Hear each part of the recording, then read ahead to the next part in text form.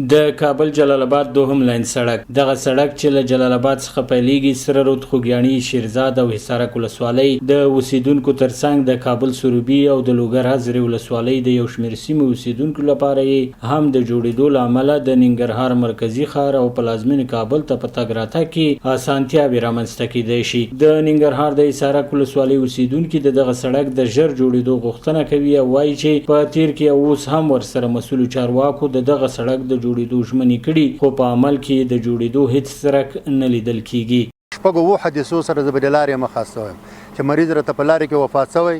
او بیا مې د اشمخیلو نه چمتلې ته وړی هلته بیا دفن کړی ده همدې لارې د خاطره او که دا لاره پخه شوه نو زموږ ته بیا مشکل به ټول ولس ته اسانه وي. منه خو ډېره کېږي کرزي وخت کې هم سوي دي اشرف غني وخت کې هم سوي دي اوس دا اسلامي امارت هم راغلی ده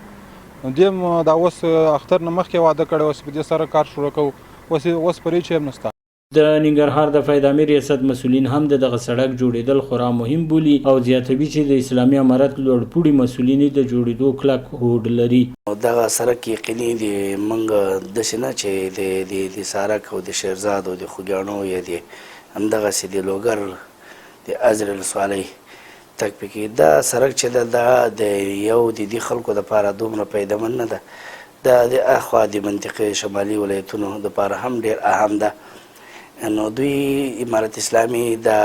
قصد کړی ده چې دغه دویم لاین سړک به شروع کوو. د دې برخوا د حصارک ولسوالۍ اوسیدونکي وایي چې په تېرو څو لسیزو جنګ جګړو کې د دې ولسوالۍ اوسیدونکو ته ګڼ مالي او ځاني زیانونه اوښتي او د رغنیزو پروژو په برخه کې هم ورته پام نه دی شوی. دوی وایي اسلامي امارت د دغې ولسوالۍ ته په بېلابېلو برخو کې کار وکړي تر څو له مخې د ولسي وګړو هغه ستونزې راکمې شي کومې چې په بېلابېلو برخو کې دوی ورسره اوسمهال مخامخ دي. د دغه ولایتي چارواکو بیا تل په ټینګار سره ویلي چې ټولو هغو سیمو ته به په هره برخه کې پام وکړي کومې چې په تیر کې د پامه غورځول شوي وي. سباون ساحل،